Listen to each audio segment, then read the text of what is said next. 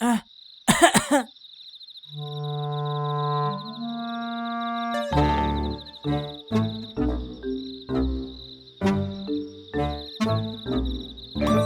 Hello zone, ನಿನಗೆ ಏನಾಯ್ತು?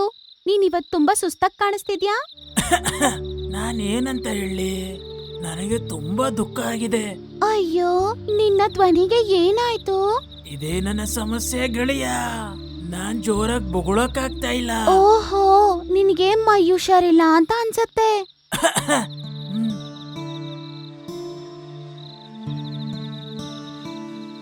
ಈ ನಾಯಿಗೆ ಮೈ ಹುಷಾರಿಲ್ಲ, ಇದನ್ನ ಎಲ್ಲಾದ್ರೂ ಕರ್ಕೊಂಡೋಗಿ ಬಿಡ್ಬಿಡ್ಬೇಕು. ನಾನು ಕೂಡ ಇದನ್ನೇ ಅನ್ಕೊಳ್ತಾ ಇದ್ದೆ ಕಣೆ. ಹೊಗಳ್ದೇ ಇರೋ ನಾಯಿನ ಇಟ್ಕೊಂಡ್ ಏನ್ ಮಾಡೋದು? ಏನ್ ಯೋಚನೆ ಮಾಡ್ತಿದ್ದೀರಾ? ಸುಮ್ನೆ ಬಿಟ್ಟಿಯಾಗಿ ಊಟ ಬೇರೆ ಹಾಕ್ತಿದೀವಿ ಇದಕ್ಕೆ. ನಾಳೆ ಬೆಳಿಗ್ಗೆ ತನಕ ನೋಡೋಣ. ಅಯ್ಯೋ, ಈ ಬೆಕ್ಕು ಇದು ಎಲ್ಲಿಂದ ಬಂತು? ಇದನ್ನ ಫಸ್ಟ್ ಇಲ್ಲಿಂದ ಕಳ್ಸಿ. ಆದ್ರೆ ನಾಳೆ ಇದನ್ನ ಎಲ್ಲಾದ್ರೂ ಬಿಟ್ಟು ಬರ್ಲೇಬೇಕು ಕಣೆ. ಅಯ್ಯೋ, ನೀನೇನು ಬೇಜಾರಾಗ್ಬೇಡ, ನಾವು ಏನಾದ್ರೂ ಒಂದ್ ದಾರಿ ಹುಡ್ಕೋಣ. ನನ್ ಜೊತೆ ಬಾ. ಸರಿ ಆಯ್ತು, ನಾನ್ ಬರ್ತೇನೆ. ನೀನು ಏನು ಯೋಚನೆ ಮಾಡ್ಬೇಡ, ಬಾ ಹೋಗೋಣ.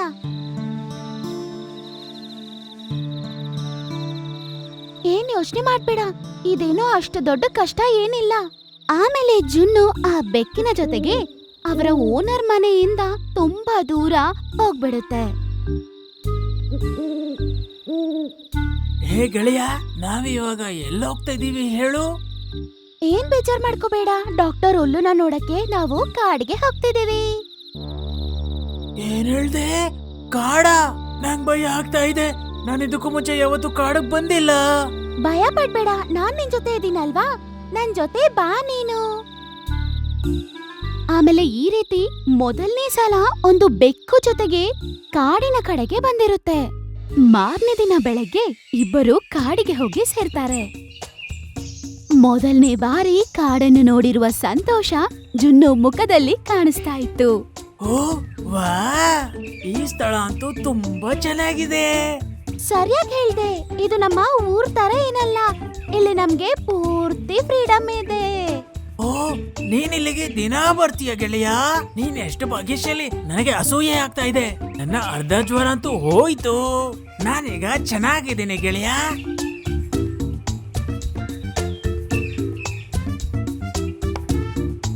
ಹಾಗೆ ನಾವಿಲ್ಲಿಗೆ ತಲುಪಿದ್ದೇವೆ. ಆದ್ರೆ ನಾವಿಲ್ಲಿಂದ ಎಲ್ಲಿಗೆ ಹೋಗ್ಬೇಕು? ಅದು ಯಾರನ್ನಾದ್ರೂ ಕೇಳ್ಬೇಕು. ಏನೋ, ನಿನಗೆ ಸರಿಯಾದ ಗೊತ್ತಿಲ್ವಾ? ಅದು ಏನಂದ್ರೆ, ಅದು ನನಗ್ ಜ್ಞಾಪಕ ಇಲ್ಲ.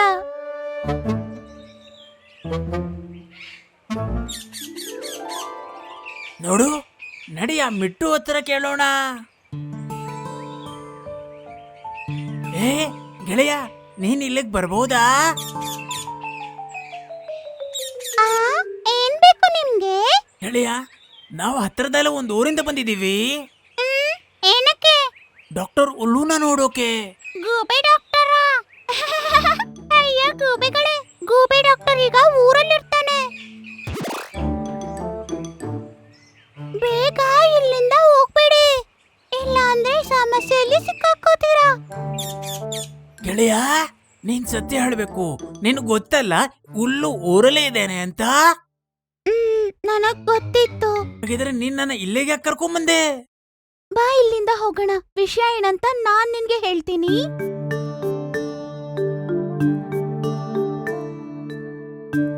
ನಿಜ ಹೇಳು, ನೀನ್ ಯಾಕೆ ಸುಳ್ಳು ಹೇಳ್ದೆ? ನಿಜ ಹೇಳ್ಬೇಕಂದ್ರೆ ನನಗೆ ಕಾಡು ನೋಡ್ಬೇಕಂತ ತುಂಬಾನೇ ಆಸೆ, ಆದ್ರೆ ಒಂಟಿಯಾಗಿ ಬರಕ್ಕೆ ನನಗೆ ಭಯ ಆಗ್ತಿತ್ತು. ಹಾಗಿದ್ರೆ ನಾನ್ ನಿನ್ ಜೊತೆಲೇ ಇರ್ತೀನಿ, ಹೆದರ್ಕೋಬೇಡ. ಅದು ನಾನು ಸುಮ್ನೆ ಹಂಗೆ ಡೈಲಾಗ್ ಹಾಕ್ಬಿಟ್ಟೆ ದೋಸ್ತ್, ನನ್ನ ಕ್ಷಮಿಸು. ಬಾ ಬೇಗ ಊರ್ಗ್ ಹೋಗಿ ಡಾಕ್ಟರ್ ಉಲ್ಲೂನ ನೋಡೋಣ. ನಾನ್ ಸರಿ ಹೋದ್ರನೆ ಮಾಲೀಕ ನನ್ನ ಮನೆ ಕರ್ಕೊಂಡು ಹೋಗ್ತಾನೆ. ಜೋನು, ನನ್ನ ಸ್ನೇಹಿತ ಇಷ್ಟು ದೂರ ಬಂದೈತಲ್ವಾ, ನಾವ್ ಯಾಕೆ ಸ್ವಲ್ಪ ಹೊತ್ತು ಜಂಗಲ್ ಸುತ್ತಾಡ್ಬಿಟ್ಟು ಆಮೇಲೆ ಹೋಗ್ಬಾರ್ದು? ಆಹಾ, ಇವತ್ತಿನ ಬೇಟೆಯಂತೂ ತುಂಬಾ ದೊಡ್ಡದಾಗಿದೆ.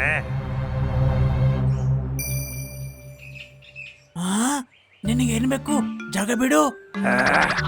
ನನ್ನ ಇಲಾಖೆಯಲ್ಲಿ ಬಂದು ನನ್ನನ್ನೇ ಸರಿಯೋಕ್ ಹೇಳ್ತಿದ್ಯಾ? ನಿನಗೆ ಇಷ್ಟೊಂದು ಧೈರ್ಯ ಎಲ್ಲಿಂದ ಬಂತು? ನೀನ್ ದಾರಿ ಬಿಡ್ತೀಯೋ ಇಲ್ವೋ? ನಾನ್ ಯಾರು ಅಂತ ಗೊತ್ತಾದ್ರೆ ನೀನ್ ಜಾಗ ಬಿಡ್ತೀಯ ಆಮೇಲೆ? ಓಹೋ, ಹಾಗಿದ್ರೆ ಹೇಳ್ಬಿಡು, ಯಾರ್ ನೀನು? ನಾನೊಂದು ಶೂರ ವೀರ ಹುಲಿಯ ಮರಿ ಜೊತೆಗೆ ಕಾಡು ಸುತ್ತೋಕ್ ಬಂದಿದ್ದೀನಿ. ನಾನು ಕಾಡನ್ನ ಸುತ್ತಬೇಕು.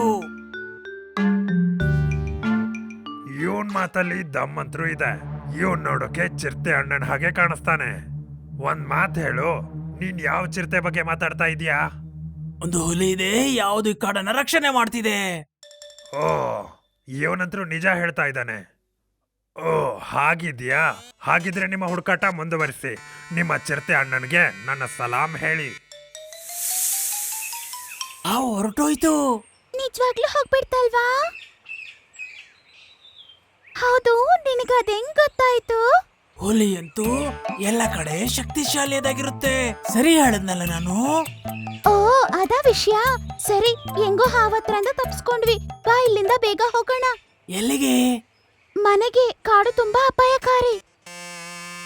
ಅದೇ ಸಮಯದಲ್ಲಿ ಒಂದು ಚಿರತೆ ಮತ್ತು ಒಂದು ನರಿ ಆ ಕಡೆ ನಡ್ಕೊಂಡ್ ಬರ್ತಿರುತ್ತೆ.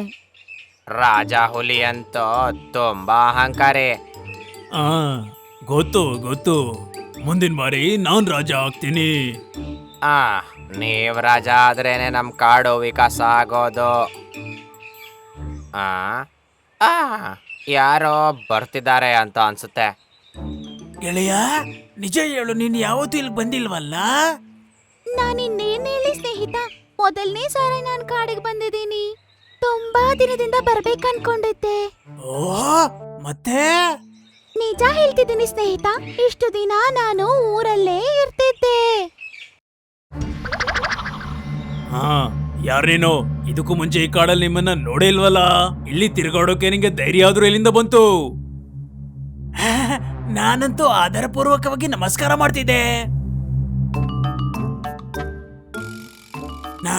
ನಾನಿವನ ಚಿಕ್ಕ ತಮ್ಮ.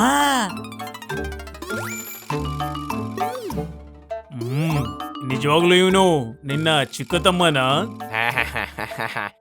ನಿಜವಾಗ್ಲೂ ಹೇಳಬೇಕು ಅಂದ್ರೆ ನನಗೂನು ಆನ್ಸರ್ ಇಲ್ಲ. ನನಗೇನೋ ಡೌಟ್ ಇದೆ. ನನಗೇನೆ ಕೂಡ ಕಾಣ್ತಿದ್ದಾನಿವನು. ಮತ್ತೆ ಅಮ್ಮ ಕೂಡ ಹೇಳಿದ್ರೊಮ್ಮೆ ನನಗೆ ತಮ್ಮ ಕೂಡ ಇದಾನಂತ.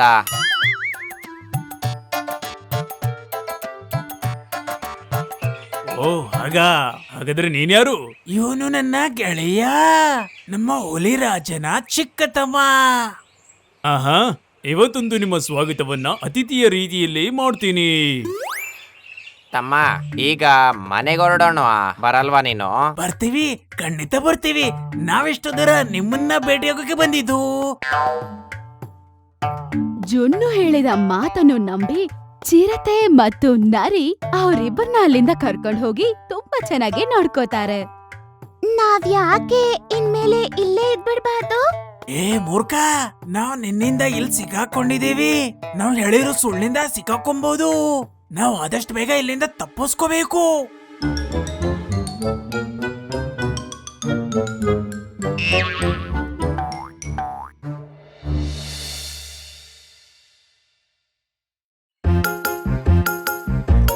ಕನರಂ ವ್ಯವಸಾಯಿ ಅವರ ಮನೆಯಲ್ಲಿ ಇಲಿಗಳ ಕಾಟ ತುಂಬಾನೇ ಜಾಸ್ತಿ ಇತ್ತು. ಆ ಇಲಿಗಳ ಕಾಟದಿಂದ ತಪ್ಪಿಸ್ಕೊಳ್ಳಕ್ಕೆ ಅವರು ತುಂಬಾನೇ ಪ್ರಯತ್ನ ಪಡ್ತಾರೆ.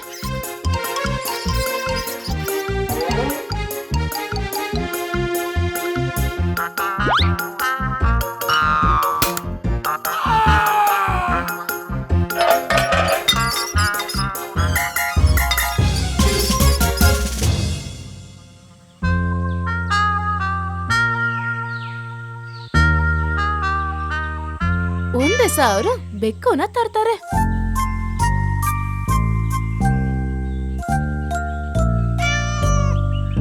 ಸರಸು, ಇವತ್ತಿಂದ ಇಲಿಗಳಿಗೆ ಕೇಟ್ಕಾಲ ಆರಂಭವಾಯಿತು.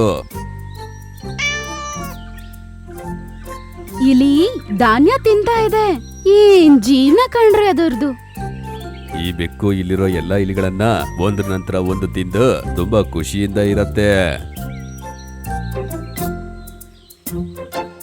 ಸರಿ, ಹಾಗಾದ್ರೆ ಇದಕ್ಕೆ ಮಿಟ್ಟು ಅಂತ ಹೆಸರಿಡೋಣ. ಹಾ ಚೆನ್ನಾಗಿದೆ. ಮಿಟ್ಟು ಮಿಟ್ಟು ಬೇಕು. ಮಿಟ್ಟು ಮಿಟ್ಟು ಬೆಕ್ಕು.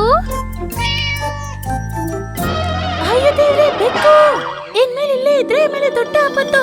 ಈಗ್ಲೇ ಹೋಗಿ ಸ್ನೇಹಿತರ ಹತ್ರ ಹೇಳ್ಬೇಕು. ನನಗನಿಸ್ತಿದೆ ಮಿಟ್ಟು ಎನ್ನುವ ಹೆಸರು ಇದು ತುಂಬಾ ಇಷ್ಟ ಆಗಿದೆ ಅಂತ.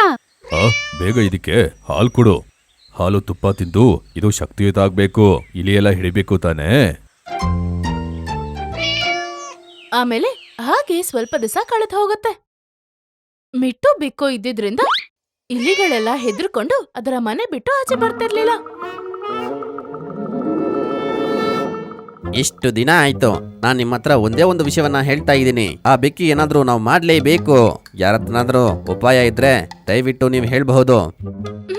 ಇಷ್ಟೆಲ್ಲ ಯೋಚನೆ ಮಾಡಿದ್ಮೇಲೇನು ಏನ್ ಮಾಡ್ಬೇಕು ಅಂತ ಗೊತ್ತಾಗ್ತಿಲ್ಲ. ಹೌದಾ, ಹಾಗಾದ್ರೆ ನಾವು ಆದಷ್ಟು ಬೇಗ ಇಲ್ಲಿಂದ ಬೇರೆ ಕಡೆಗೆ ಹೊರಡಬೇಕು. ಅಷ್ಟೋ ತನಕ ನಿಮ್ಮಲ್ಲಿ ಯಾರು ಕೂಡ ಆ ಬೆಕ್ಕಿಗೆ ಸಿಗ್ಲೇಬಾರ್ದು. ಸ್ವಲ್ಪತ್ತಿಗೆ ಮುಂಚೆ ನಾನು ಆ ಕಿಚನ್ ಒಳಗಡೆ ಹೋಗಿ ತೆಂಗಿನಕಾಯಿ ತಿಂತಾ ಇದ್ದೆ. ಅದೇ ಸಮಯದಲ್ಲಿ ಆ ಬೆಕ್ಕಲ್ಲಿಗೆ ಬಂದ್ಬಿಡ್ತು. ಹಾ, ಆಮೇಲೆ ಅದು ಮೆತ್ತಗೆ ನನ್ನ ಹತ್ರ ಬಂತು. ನಾನು ಅಲ್ಲಿ ನಿಂತ್ಕೊಂಡು ತೆಂಗಿನ ಸಿಪ್ಪೆ ತಿಂತಾ ಇದ್ದೆ. ಅದು ಮೆತ್ತಗೆ ನನ್ನ ಹತ್ರ ಬಂದು ಹಂಗೆ ಅಲ್ಲಿಂದ ಓಡೋಗ್ಬಿಡ್ತು. ಹಾ, ಹಾಗಾದ್ರೆ ಅದು ನಿನ್ನ ಏನು ಮಾಡ್ಲಿಲ್ವಾ? ಆಹಾ, ಅದು ನನ್ನ ನೋಡೇ ಇಲ್ಲ ಅನ್ನೋ ತರ ಅಲ್ಲಿಂದ ಓಡೋಗ್ಬಿಡ್ತು. ತುಂಬಾ ಹೊತ್ತು ಯೋಚನೆ ಮಾಡಿದ ನಂತರ ಕೂಡ ಅವ್ನು ಯಾಕಂಗ್ ಮಾಡ್ದ ಅಂತ ನಂಗೆ ಅರ್ಥನೇ ಆಗ್ತಿಲ್ಲ. ಆ ರೀತಿ ಏನಕ್ಕಂತ ನಾನು ನಿಮ್ಗೆ ಹೇಳ್ತೀನಿ. ಮನೆಯ ಮಾಲೀಕರು ಕೊಟ್ಟ ಹಾಲು, ಮೊಟ್ಟೆ, ಮಾಂಸ, ಮೀನು ತಿಂದು ಆ ಬೆಕ್ಕು ತುಂಬಾ ದಪ್ಪಕ್ಕೆ ರೌಂಡ್ಗಾಗ್ಬಿಟ್ಟಿದೆ. ಎಲ್ಲಾರ್ನೂ ಒಂದೇ ಸತಿ ತಿನ್ಬಿಡ್ಬೇಕು ಅಂತ ಅದು ಕಾಯ್ತಾ ಇದೆಯೋ ಏನೋ. ಸ್ನೇಹಿತರೆ, ಸ್ನೇಹಿತರೆ, ಸ್ನೇಹಿತರೆ, ಶ್ಶ್, ಜಾಸ್ತಿ ಕಿರ್ಚಾಡ್ದೆ ಏನಾಯ್ತು ಅಂತ ಹೇಳು. ನಮ್ಮ ಕೊಂಜನ್ ಇಲಿ ಮತ್ತೆ ಆ ದೊಡ್ಡ ಬೆಕ್ಕು ಅಲ್ಲೇ ಅಲ್ಲೇ. ಹಾ, ನಮ್ಮ ಕುಂಜನ. ಎಲ್ಲರೂ ಬನ್ನಿ.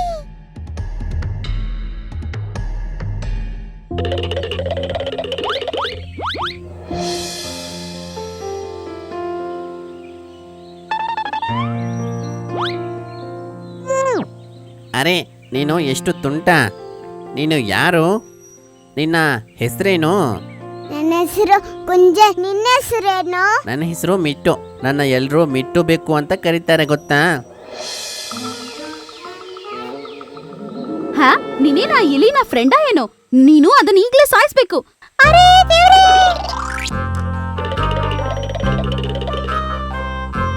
ಆ ಇಲಿ ಕೂಡ ಓಡೋಗ್ಬಿಡ್ತು. ನೀನು ಬೆಕ್ಕಾಗಿರೋದಕ್ಕೆ ಲಾಯಕ್ಕೆ ಇಲ್ಲ. ಒಂದು ಚಿಕ್ಕ ಇಲಿನ ಕೂಡ ಇಡಕ್ಕಾಗಲ್ವಾ? ಹೋಗಿಲ್ಲಿಂದ. ಚೆನ್ನಾಗ್ ತಿನ್ನೋದು, ದಪ್ಪ ಆಗೋದನ್ ಬಿಟ್ರೆ ಈ ಬೆಕ್ಕಿಗಿಲ್ಲಿ ಬೇರೆ ಕೆಲ್ಸನೇ ಇಲ್ಲ. ಏನಾಯ್ತು ಸರಸು? ಅರೇ, ನಾನ್ ಈ ಬೆಕ್ಕಿನ ಬಗ್ಗೆ ಮಾತಾಡ್ತಿದ್ದೀನಿ. ಈ ಬೆಕ್ಕನ್ನ ಇಲ್ಲಿ ಹಿಡಿಯೋದಕ್ಕೆ ತಾನೇ ನೀವು ತಂದಿದ್ದು? ಹಾ, ಅದ್ರಲ್ಲೇನಾಯ್ತು? ಈ ಬೆಕ್ಕು ಚೆನ್ನಾಗ್ ತಿಂತಿದೆ ಅಷ್ಟೇ. ಇಲಿಗಳು ಬಂದ್ರೆ ಕೂಡ ಅದನ್ನ ನೋಡ್ದೇ ಇರೋ ತರ ಎಲ್ಲಾದ್ರೂ ಹೋಗ್ಬಿಡುತ್ತೆ. ಇಲಿಗಳು ಕೂಡ ಇವಾಗ ಮನೇಲಿ ಜಾಸ್ತಿ ಆಗ್ಬಿಟ್ಟಿದೆ. ಈಗ ನಾವ್ ಏನ್ ಮಾಡೋದು?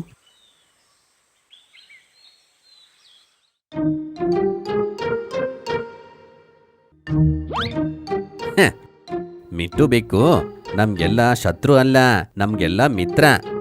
ಅರೆ ಅಣ್ಣ, ಜೋರಾಗಿ ಮಾತಾಡ್ಬೇಡ, ನಾನು ನಿದ್ದೆ ಮಾಡ್ಬೇಕು. ನೀ ಎಷ್ಟಂತ ಮಾತಾಡ್ತೀಯಾ?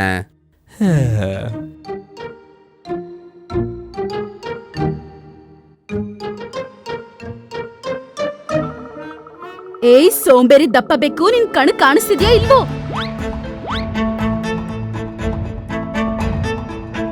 ಈ ತರ ಮಿಟ್ಟು ಬೆಕ್ಕು ಯಾವ ಕೆಲ್ಸನೂ ಮಾಡ್ತಿರ್ಲಿಲ್ಲ.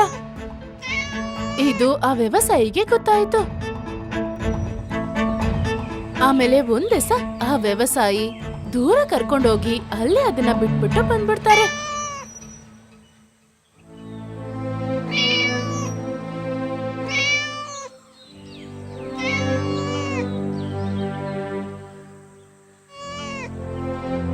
ನೋಡಿ, ಇಲಿಗಳಿಂದ ನನ್ ತಲೆ ಕೆಟ್ಟೋಗ್ಬಿಟ್ಟಿದೆ. ಬೆಕ್ಕನ್ನ ತಗೊಂಡ್ ಬಂದ್ ಮನೇಲಿ ಬಿಟ್ಟು ಏನ್ ಪ್ರಯೋಜನ ಇಲ್ಲ. ಇಲಿಗಳಿಂದ ತಪ್ಸ್ಕೊಳಕ್ಕೆ ಮನೆಗೆ ಬೆಂಕಿ ಇಡ್ಬೇಕಂತೆ. ನಾವು ಏನಾದ್ರೂ ಮಾಡ್ಲೇಬೇಕು ನೋಡಿ.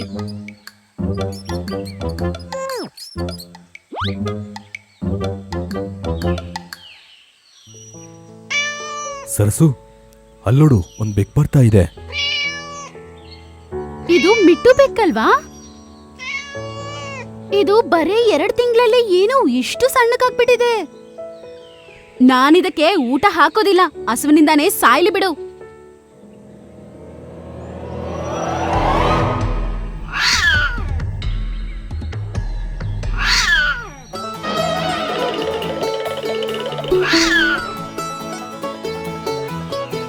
ಇದು ಹಸುವಿಂದ ಇರ್ಬೇಕಾದ್ರೆ ಇದು ಬೇಟೆಯಾಡೋದಕ್ಕೆ ಕಲ್ತಿದೆ ಅನ್ಸುತ್ತೆ.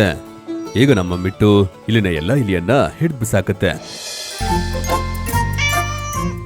ಮಿಟ್ಟು ಬೆಕ್ಕು ಅದರ ಸೋಂಬೇರಿತನನ ಬಿಟ್ಟು ಆ ಇಲಿಗಳನ್ನೆಲ್ಲ ಅಲ್ಲಿಂದ ಓಡಿಸ್ಬಿಡತ್ತೆ. ಆಮೇಲೆ ಈ ತರ ಅವರಿಗೆ ಮಿಟ್ಟು ಅಂದ್ರೆ ತುಂಬಾ ಇಷ್ಟ ಆಯ್ತು.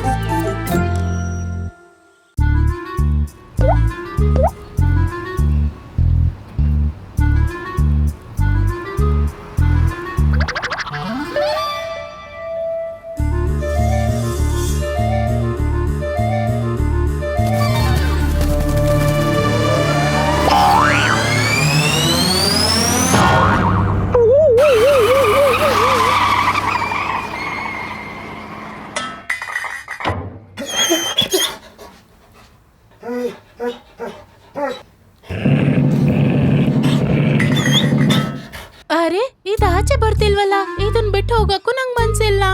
ನೀನೇನ್ ಮಾಡ್ತಿದ್ಯಾ? ಏನು ಗಟ್ಟರ್ ಒಳಗಡೆ ತುಮುಕ್ತಿದ್ಯಾ? ಇಲ್ ನೋಡು, ಮೂಳೆ ಮುರಿದು ಹೋಗಿರೋ ನನ್ನನ್ನ ಈ ತರ ಕಿಂಡಲ್ ಮಾಡೋದು ಒಳ್ಳೇದಲ್ಲ. ಮೂಳೆ ಮುರಿದೋಗಿದ್ಯಾ? ಯಾರ್ದು? ನನ್ ಮೂಳೆನೆ. ಮೂಳೆ ಮುರಿದ್ಮೇಲೂ ಕೂಡ ನಿನಗೆ ಏನೂ ಆಗಿಲ್ಲ. ಅರೆ ಏನ್ ಹೇಳ್ತಿದ್ಯಾ ನೀನು? ಅಯ್ಯೋ, ನನ್ ಶರೀರದಲ್ಲಿರೋ ಬೋನ್ ಅಲ್ಲ, ಇಷ್ಟೊತ್ತು ನಾನ್ ಅಗಿತಿದ್ನಲ್ಲ ಆ ಮೂಳೆ ಇಲ್ ಸಿಗಾಕೊಂಡಿದೆ ನೋಡು. ನೋಡು, ತುಂಬಾ ಹೊತ್ತಿಂದ ಇದನ್ ತೆಗಿಯಕ್ಕೆ ತುಂಬಾ ಟ್ರೈ ಮಾಡ್ತಿದ್ದೀನಿ. ಇಷ್ಟೊತ್ತು ನೀನ್ ಪ್ರಯತ್ನ ಪಟ್ಟ ಮೇಲೂ ಸಹ ನಿನ್ ಕೈಲದನ್ನ ಆಚೆ ತೆಗಕ್ಕಾಗಿಲ್ಲ. ಈಗೇನಪ್ಪಾ ಅಂದ್ರೆ ನಿನ್ ಕೈಲಾಗತ್ತಾ ಅಂತ ಕೇಳ್ತಿದ್ಯಾ? ಏನ್ ಮಾತಾಡ್ತಿದ್ಯಾ ನೀನು? ಹೌದಾ? ಮತ್ತೀಗ ಏನ್ ಮಾಡೋದು? ನೀನ್ ಬೇಕಂದ್ರೆ ಒಂದ್ ಕೆಲ್ಸ ಮಾಡ್ಬೋದು. ನಾನ್ ಏನ್ ಬೇಕಾದ್ರೂ ಮಾಡ್ತೀನಿ, ಹೇಳು, ಏನ್ ಮಾಡ್ಲಿ? ಈ ಮೂಳೆಯ ಬಗ್ಗೆ ಮರ್ತೋಗು. ಹೋ, ಅದು ಬೋನ್ ಅಲ್ವಾ, ನನ್ಗೆ ಮರೆಯಕ್ಕೆ ಆಗ್ತಿಲ್ಲ. ಮುಗ್ದೋಗಿರೋ ವಿಷಯಗಳ ಬಗ್ಗೆ ಯೋಚನೆ ಮಾಡೋದು ಒಳ್ಳೇದಲ್ಲ ಬಿಡು ಸ್ನೇಹಿತಿ.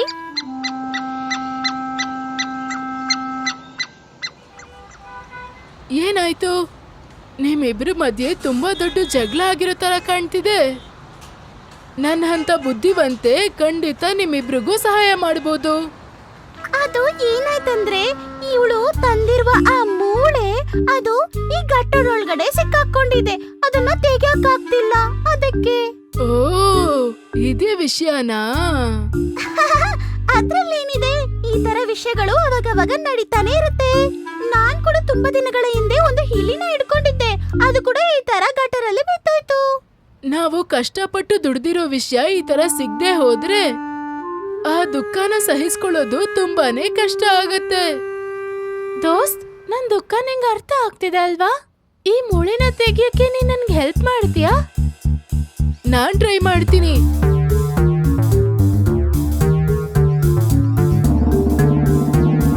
ಓಹೋ, ಇದಾಚೆ ಬರ್ತಿಲ್ಲ.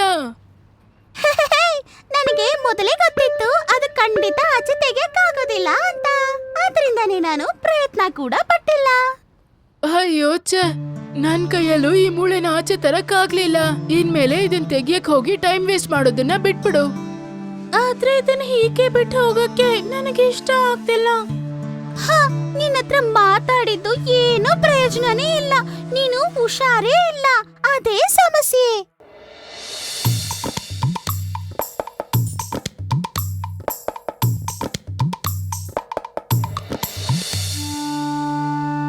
ಅರೆ ಪಪ್ಪಿ, ಏನಾಯ್ತು ನಿಂಗೆ? ಅದು ನನ್ ಮೂಳೆ ಇಲ್ಲಿ ಸಿಗಾಕೊಂಡಿದೆ. ಯೋಚನೆ ಮಾಡ್ಬೇಡ, ನಾನ್ ಸಹಾಯ ಮಾಡ್ತೀನಿ. ನೀನು ನೀನ್ ಸಹಾಯ ಮಾಡ್ತೀಯಾ? ಇದನ್ನ ನೀಡೋದಕ್ಕೆ ನೀನು ಎಷ್ಟು ದೊಡ್ಡ ಮೂರ್ಖ. ನಾವು ನಿಮಗಿಂತ ಶಕ್ತಿಶಾಲಿ ಆಗಿರ್ತೀವಿ, ನಮ್ ಕೈಯಲ್ಲೇ ಮಾಡಕ್ಕಾಗಿಲ್ಲ. ನೀವು ಚಿಕ್ಕ ಚಿಕ್ಕ ಇರುವೆ, ನೀವ್ ಮಾಡ್ತೀರಾ? ಆದ್ರೂ ಕೂಡ ಒಂದ್ಸಲ ಪ್ರಯತ್ನ ಪಡ್ತೀವಿ ನಾವು. ಆಹಾ, ಮಾಡಿ ಮಾಡಿ. ನಾನಂತೂ ಇನ್ನೊಂದು ಬುದ್ಧಿ ಇಲ್ದೇ ಇರೋ ಮುಟ್ಟಾಳ್ರನ್ನ ನೋಡ್ತೀನಿ ಅಂತ ಅನಿಸ್ತಿದೆ. ಸ್ನೇಹಿತರೆ, ನಿಮ್ಮ ಬಲವನ್ನೆಲ್ಲ ಉಪಯೋಗಿಸಿ ಅದನ್ನ ಹಿಡ್ಕೊಳ್ಳಿ. ನಾವು ನಮ್ಮ ಪೂರ್ತಿ ಶಕ್ತಿಯನ್ನು ಉಪಯೋಗಿಸಿ ಅದನ್ನ ಹಿಡ್ಕೋತೀವಿ.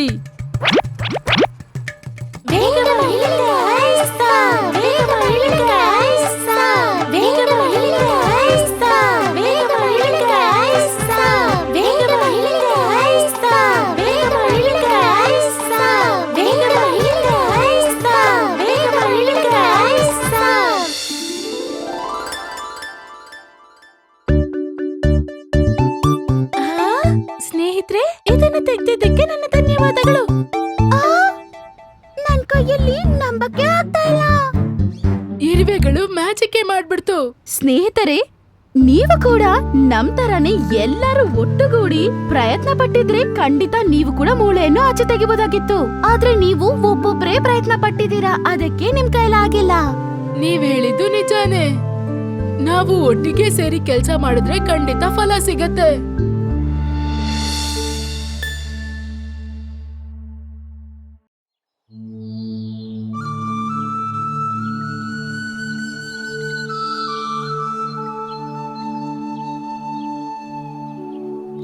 ಅರೆ, ಏನ್ ನೀನು ಇನ್ನು ಚಾಕ್ಲೇಟ್ ತಿಂದು ಮುಗಿಸಿಲ್ವಾ?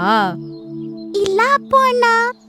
ನಾನು ನನ್ನ ಚಾಕ್ಲೇಟ್ ಅನ್ನು ನಿನಗಿಂತ ಮುಂಚೆ ತಿಂದು ಮುಗಿಸ್ಬಾರ್ದಾಗಿತ್ತು. ಕಿಟ್ಟುನ್ನಿ, ನನಗೆ ನಿನ್ನ ಅರ್ಧ ಚಾಕ್ಲೇಟ್ ಕೊಡ್ತೀಯಾ? ಇಲ್ಲ, ನಾನು ಕೊಡೋದಿಲ್ಲ. ನೀನು ನನ್ಗೋಸ್ಕರ ನಿನ್ನ ಅರ್ಧ ಚಾಕ್ಲೇಟ್ ಕೊಟ್ರೆ ನಾನು ನಿನ್ಗೋಸ್ಕರ ನೇರಳೆಯನ್ನು ಕಿತ್ಕೊಡ್ತೀನಿ. ನನ್ಗೋಸ್ಕರ ನೀರ್ಲೆಯನ್ನು ಎಲ್ಲಿಂದ ತರ್ತೀಯ? ಸುಳ್ಳು ಹೇಳ್ಬೇಡ. ದೊಡ್ಡವ್ರು ಯಾವಾಗ್ಲೂ ಸುಳ್ಳು ಹೇಳ್ಬಾರ್ದು. ನಾನು ಸುಳ್ಳು ಹೇಳ್ತಿಲ್ಲ ಕಿಟ್ಟು, ನಾನ್ ಹೇಳ್ತಿರೋದು ನಿಜ. ಇಲ್ಲ, ನಾನ್ ನಂಬೋದಿಲ್ಲ. ಸರಿ ಆಯ್ತು, ಹಾಗಾದ್ರೆ ನನ್ ಜೊತೆ ಬಾ.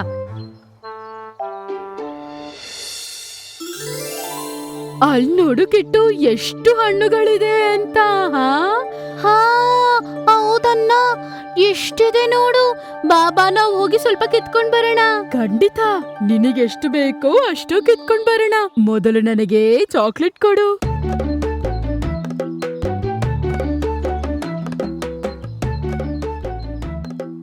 ಅಲ್ಲಿ ನೋಡು ಕಿಟ್ಟು, ಆ ಮರದಲ್ಲಿ ಮಿಟ್ಟು.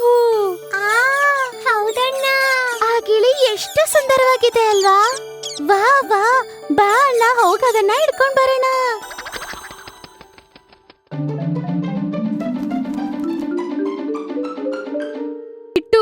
ಮಿಟ್ಟು ತೆಂಗಿನ ಮರದ ಮೇಲೆ ಹೋಗ್ಬಿಡ್ತು. ನನಗೆ ಅದು ಬೇಕು. ಸರಿ ಬಾ, ಮರ ಹತ್ತೋ ಕನುರ ಚಿಕ್ಕಪ್ಪನ ಕರ್ಕೊಂಡ್ ಬರೋಣ ಬಾ.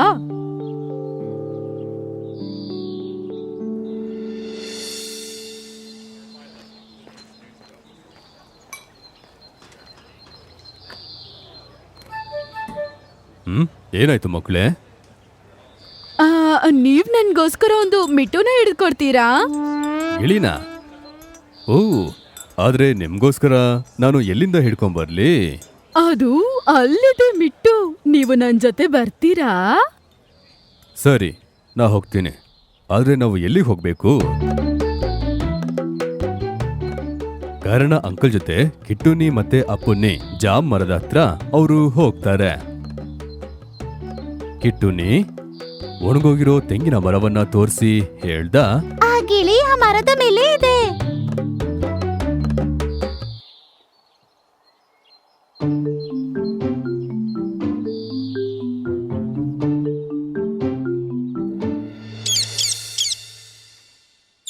ತಗೊಳ್ಳಿ ನಿಮ್ಮ ಗಿಳಿ.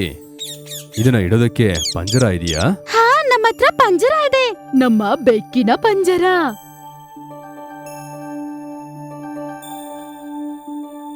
ಮಿಟ್ಟು ಸಿಕ್ದ ಸುಂದರವಾದ ಮಿಟ್ಟು ಸಿಕ್ದ.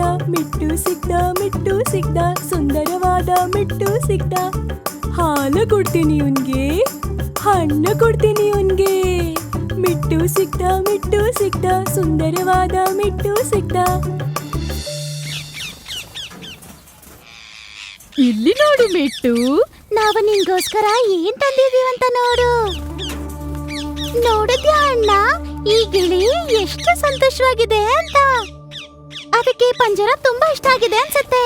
ಹಾ, ನಿಜವಾಗ್ಲೂ ಈ ಮಿಟ್ಟುಗೆ ಎಷ್ಟೋ ಇಷ್ಟ ಆಗಿದೆ ಅನ್ಸತ್ತೆ. ಇದೆಲ್ಲವನ್ನ ಒಂದು ಕೆಟ್ಟ ಬೆಕ್ಕು ನೋಡ್ತಾ ಇತ್ತು. ಯಾವಾಗ ಅಪ್ಪುನ್ನಿ ಮತ್ತೆ ಕಿಟ್ಟುನ್ನಿ ಅಲ್ಲಿಂದ ಹೋಗ್ತಾರೋ ಆ ಬೆಕ್ಕು ಆ ಗಿಳಿಯ ಬಳಿ ಬರುತ್ತೆ. ಆ ಗಿಳಿ ಆ ಬೆಕ್ಕನ್ನು ನೋಡಿ ಹೆದರಿ ಬಿಡುತ್ತೆ. ಭಯಪಡ್ಬೇಡ, ನನ್ನ ಪಂಜರದಲ್ಲಿ ಯಾರಿದ್ದಾರೆ ಅಂತ ನೋಡ್ದಕ್ ಬಂದಿದ್ದೀನಿ. ಸ್ನೇಹಿತ, ನೀನಂಗೆ ಸಹಾಯ ಮಾಡ್ತೀಯಾ?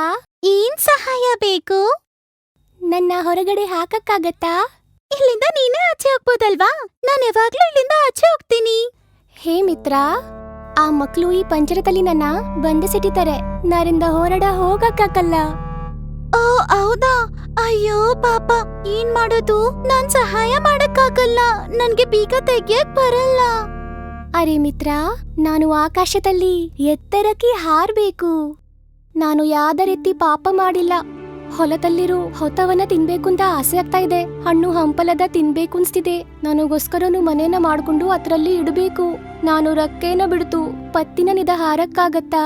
ಈ ಲೋಕವನ್ನ ನಾನು ಮತ್ತೆ ನೋಡಕ್ಕಾಗತ್ತಾ? ನಾನು ಈಗ ಸರಿ, ನಿನಗೋಸ್ಕರ ನಾನು ಸೂಪರ್ ಐಡಿಯಾ ಕೊಡ್ತೀನಿ. ಆದ್ರೆ ನೀನು ಸರಿಯಾಗಿ ಆಕ್ಟಿಂಗ್ ಮಾಡ್ಬೇಕು. ಅದ್ರಗೋಸ್ಕರ 2 ದಿನ ಊಟನೂ ಮಾಡದೇ ಇರ್ಬೇಕು. ಸರಿ, ಇಲ್ಲಿಂದ ಹೊರಗಡೆ ಹೋಗೋದಿಕ್ಕೆ ನಾನು ಏನ್ ಬೇಕಾದ್ರೂ ಮಾಡ್ತೀನಿ. ಇವಾಗಿಂದ ನೀನು ಏನು ತಿನ್ಬಾರ್ದು, ಮತ್ತೆ ಏನ್ ಸೌಂಡು ಕೊಡ್ಬಾರ್ದು. ಆ ರೀತಿ ಹೇಳಿ ಕುರುಂಬಿ ಬೆಕ್ಕು ಅಲ್ಲಿಂದ ಹೋಯ್ತು. ಮಾರನೇ ದಿನ ಬೆಳಿಗ್ಗೆ ಅಪ್ಪುನ್ನಿ ಮತ್ತೆ ಕಿಟ್ಟುನಿ ಅಲ್ಲಿಗೆ ಬಂದ್ರು. ಅವರು ನೋಡಿದ್ರು, ಗಿಳಿ ಅಲ್ಲಿ ಸುಸ್ತಾಗಿ ಮಲ್ಕೋಬಿಟ್ಟಿತ್ತು. ಅದು ನಿನ್ನೆ ಕೊಟ್ಟಿದ್ದ ಆ ಹಣ್ಣನ್ನು ಕೂಡ ತಿಂದೇ ಇರ್ಲಿಲ್ಲ. ಏನಾಯ್ತು? ನಿನಗೆ ಹಸಿವಾಗಿಲ್ವಾ? ಇಲ್ಲಾಂದ್ರೆ ನೀನ್ ಕೊಟ್ಟಿರೋ ಆಹಾರ ನಿನ್ಗಿಷ್ಟ ಆಗಿಲ್ವಾ? ಸರಿ ಆಯ್ತು, ಬೇರೆ ಏನಾದ್ರೂ ಕೊಡ್ತೀನಿ. ಅಪ್ಪು ಅಣ್ಣ, ಯಾಕಣ್ಣ ಇದೇನು ತಿಂತಿಲ್ಲ? ಇಲ್ಲ ಕಿಟ್ಟು, ಅದಕ್ಕ ಮೈ ಹುಷಾರಿಲ್ಲ ಅಂತ ಅನ್ಸತ್ತೆ. ಪಂಜರವನ್ನು ಓಪನ್ ಮಾಡ್ಬಿಡ ಅಣ್ಣ.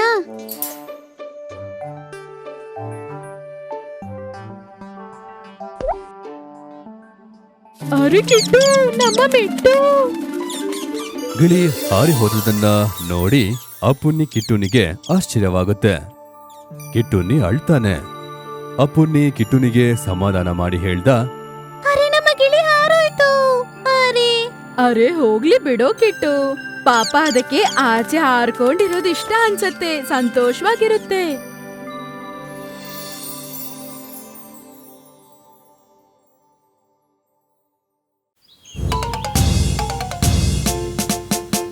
ಹಿಂದಿನ ಕಾಲದಲ್ಲಿ ಒಂದು ಜಾಗದಲ್ಲಿ ವೀರಶೂರ ಪರಾಕ್ರಮವುಳ್ಳಂತ ಒಂದು ಬೆಕ್ಕು ಇತ್ತು.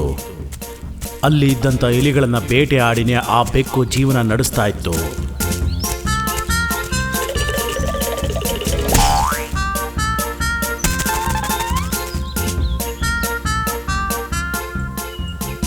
ಅಯ್ಯೋ ಅಣ್ಣ, ನನ್ನನ್ನು ಕೊಂದ್ಬಿಡ್ಬೇಡಿ.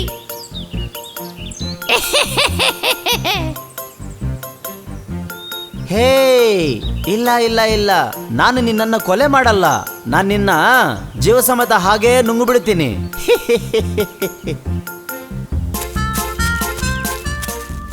ಹೀಗೇನೆ ಜೀವನನ ನಡೆಸ್ತಾ ಇತ್ತು. ಕಾಲ ಬದಲಾದಂಗೆ ಆ ಬೆಕ್ಕಿಗೆ ವಯಸ್ಸಾಗಿ ಹೋಯ್ತು. ಹಾಗಾಗಿ ಅದಕ್ಕೆ ಇಲಿಗಳನ್ನು ಹಿಡಿಯೋದಕ್ಕೆ ಆಗದೆ ಹೋಯ್ತು.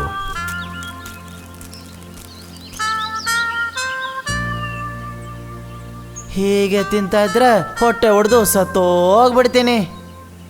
ಆ ಇಲಿಗಳನ್ನು ಹುಡುಕಕ್ಕೆ ಏನಾದರೂ ಚಾಣಕ್ಯನ ಬುದ್ಧಿ ಉಪಯೋಗಿಸ್ಬೇಕಲ್ಲ.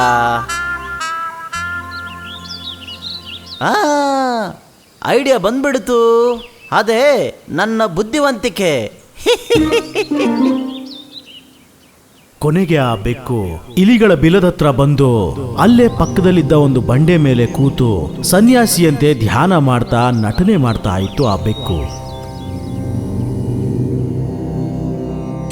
ಮ್ಯಾವ್ ಓಂ ಕ್ರೀಂ ಮ್ಯಾವ್ ಮ್ಯಾವ್ ಓಂ ಕ್ರೀಂ ಮ್ಯಾವ್. ಈ ಶಬ್ದ ಎಲ್ಲಿಂದ ಬರ್ತಾ ಇದೆ? ನಿಮ್ಗೆ ವಿಷಯ ಗೊತ್ತಾಯ್ತಾ? ನಾವು ಮನೆ ಮಾಡ್ಕೊಂಡಿರುವಂತ ಈ ಜಾಗದ ಪಕ್ಕದಲ್ಲೇ ಒಬ್ಬ ಬೆಕ್ಕು ಸನ್ಯಾಸಿ ಬಂದು ಕೂತಿದ್ದಾನೆ. ಅಯ್ಯೋ, ನಮ್ಮನ್ನ ಸಾಯಿಸ್ತಾರಾ? ಆದ್ರೆ ಅದು ಬೆಟ್ಟದ ಮೇಲೆ ಕೂತ್ಕೊಂಡು ಕಣ್ಣು ಮುಚ್ಕೊಂಡು ಧ್ಯಾನ ಮಾಡ್ತಿದೆ. ಏನೋ ಮಾತಾಡ್ತಾನೆ ಇರುತ್ತೆ. ಅಂದಹಾಗೆ ಆ ಬೆಕ್ಕು ಸನ್ಯಾಸಿ ಮೇಲೆ ಸರಿಯಾಗಿ ಗಮನ ಇಡಬೇಕು ನಾವು. ಆಗ ಆ ಇಲಿಗಳೆಲ್ಲ ಸದ್ದನ್ನ ಕೇಳಿಸ್ಕೊಂಡು ಆ ಬೆಕ್ಕು ಸನ್ಯಾಸಿಯನ್ನ ನೋಡೋದಕ್ಕೆ ಬಿಲವನ್ನ ಬಿಟ್ಟು ಹೊರಗೆ ಬಂದ್ವು.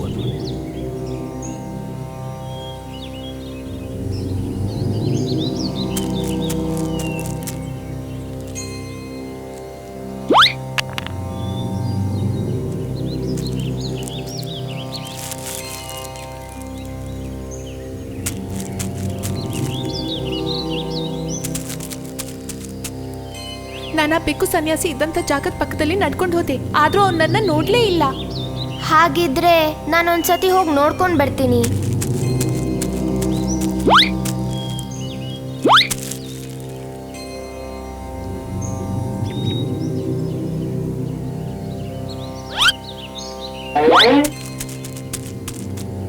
ಅವನು ಹೇಳಿದ್ದು ನಿಜಾನೇ.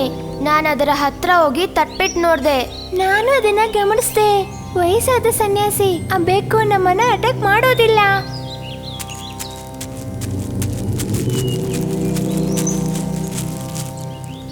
ಮ್ಯಾವ್ ಓಂ ಕ್ರೀಂ ಮ್ಯಾವ್ ಕ್ಲೀಂ ಓಂ ಕ್ರೀಂ.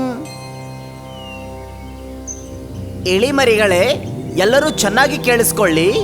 ನಾನು ಇನ್ನು ಮೇಲೆ ನಿಮ್ಮ ಯಾರನ್ನು ಸಾಯಿಸಿ ತಿನ್ನಕ್ಕೆ ಹೋಗಲ್ಲ. ನಿಮ್ಮ ಎಲ್ಲರನ್ನು, ನಿಮ್ಮ ಎಲ್ಲ ಸಮಸ್ಯೆಗಳನ್ನು ಬಗೆಹರಿಸೋದಕ್ಕೆ ನಾನಿಲ್ಲಿ ಬಂದಿದ್ದೀನಿ. ನಾನು ಬಹಳ ಇಲಿಗಳನ್ನು ಸಾಯಿಸಿ ತಿಂದಿದ್ದೀನಿ. ನಾನು ಮಾಡಿದ್ದ ಆ ಪಾಪಕ್ಕೋಸ್ಕರ ಇವಾಗ ನಾನು ಬೆಕ್ಕು ಸನ್ಯಾಸಿಯಾಗಿ ಬದಲಾಗಿದ್ದೀನಿ. ಈ ಕಾಡಿರುವ ಜಾಗದಲ್ಲಿ ಶಾಂತಿಯನ್ನು ಕಾಪಾಡುವುದೇ ನನ್ನ ಒಂದು ಉದ್ದೇಶ. ಎಲ್ಲ ಇಲಿ ಮರಿಗಳು ಬಂದು ನನ್ನ ಹತ್ರ ಆಶೀರ್ವಾದ ತಗೊಂಡೋಗಿ. ಮ್ಯಾವ್ ಕ್ರೀಂ ಓಂ ಕ್ಲೀಂ ಮ್ಯಾವ್ ನಮಃ. ಹೀಗೆ ಎಲ್ಲ ಇಲಿಗಳು ಕೂಡ ಆ ಬೆಕ್ಕು ಸನ್ಯಾಸಿ ಹತ್ರ ಆಶೀರ್ವಾದವನ್ನ ಪಡೆದುಕೊಂಡವು.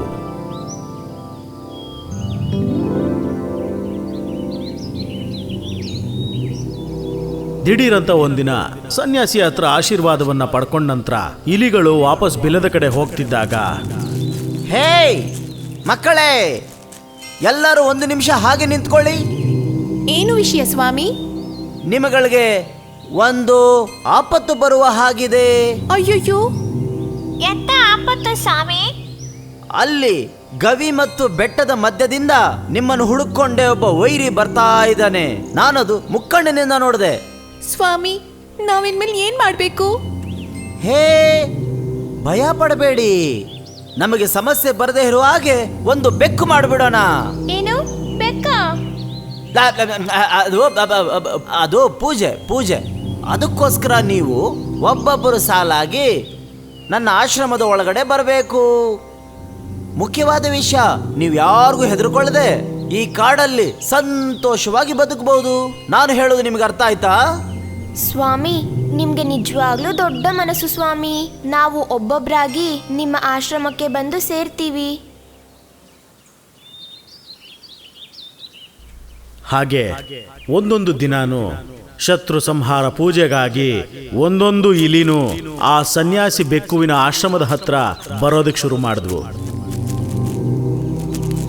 ಬಾ ಮಗು, ಒಳಗ ಬಾ, ಭಯವಿಲ್ಲದೆ ಬಾ. ನಂತರ ಸನ್ಯಾಸಿ ಬೆಕ್ಕಿನ ಆಶ್ರಮದ ಬಳಿ ಹೋದಂತ ಇಲಿಗಳು ವಾಪಸ್ ಬರಲೇ ಇಲ್ಲ. ವಾಪಸ್ ಬರದೇ ಇದ್ದ ಕಾರಣ ಕೆಲವು ಇಲಿಗಳಿಗೆ ಅನುಮಾನ ಶುರುವಾಯಿತು. ಪೂಜೆಗೆ ಹೋದಂತ ಸ್ನೇಹಿತರು ಯಾರನ್ನು ಕೂಡ ಆ ಮುನಿವರಿಯರು ವಾಪಸ್ ಕಳಿಸ್ಲೇ ಇಲ್ವಲ್ಲ? ಒಂದ್ ವೇಳೆ ಪೂಜೆ ಎಲ್ಲ ಮುಗ್ದಿಲ್ವೇನೋ? ನಾವು ಸ್ವಾಮೀಜಿಯವರ ಆಶ್ರಮದವರೆಗೂ ಹೋಗಿ ಬರೋಣವಾ? ಹಾಗಾಗಿ ಇಲಿಗಳ ಗುಂಪಿನ ಕೆಲವರು ಆ ಸನ್ಯಾಸಿ ಬೆಕ್ಕಿನ ಆಶ್ರಮದ ಹತ್ರ ಹೋಗೋದಕ್ಕೆ ತೀರ್ಮಾನ ಮಾಡಿದ್ವು. ಮ್ಯಾವ್ ಕ್ರೀಂ ಓಂ ಕ್ಲೀಂ ಮ್ಯಾವ್ ಮ್ಯಾವ್ ಮ್ಯಾವ್ ಮ್ಯಾವ್ ಓಂ ಕ್ರೀಂ ಮ್ಯಾವ್. ಸ್ವಾಮಿ, ನಿಮ್ಮ ಹತ್ರ ಪೂಜೆಗಂತ ಬಂದವರು ಮತ್ತೆ ವಾಪಸ್ ನಮ್ಮ ಹತ್ರ ಬಂದೇ ಇಲ್ಲ. ಆಶ್ರಮಕ್ಕೆ ಬಂದವರೆಲ್ಲರೂ ದೇವರ ಪೂಜೆಯಲ್ಲಿ ಮಗ್ನರಾಗಿದ್ದಾರೆ. ಅವರೆಲ್ಲರೂ ಆದಷ್ಟು ಬೇಗ ಬಂದ್ಬಿಡ್ತಾರೆ. ನಿಮಗೆ ಭಯನೇ ಬೇಡ.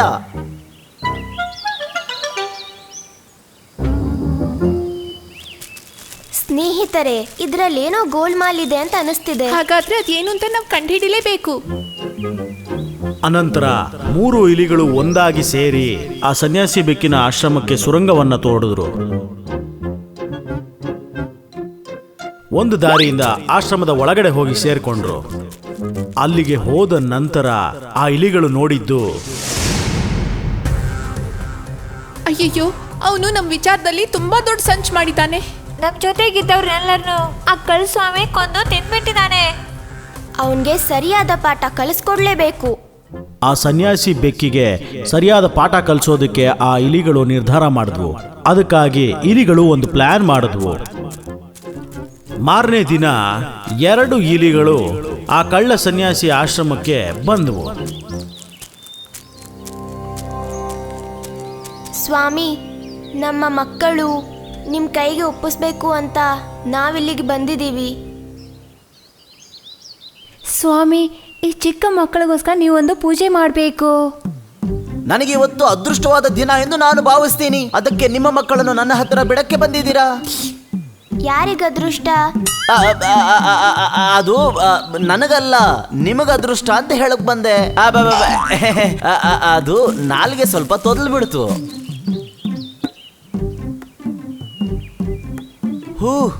ದೊಡ್ಡ ಶತ್ರು ದೋಷನೇ ಇದ್ದಂಗಿದೆಯಲ್ಲ. ನಾನು ಹೋಗಿ ಆ ದೋಷಕ್ಕೆ ಪರಿಹಾರ ಮಾಡ್ಕೊಂಡ್ ಬರ್ತೀನಿ.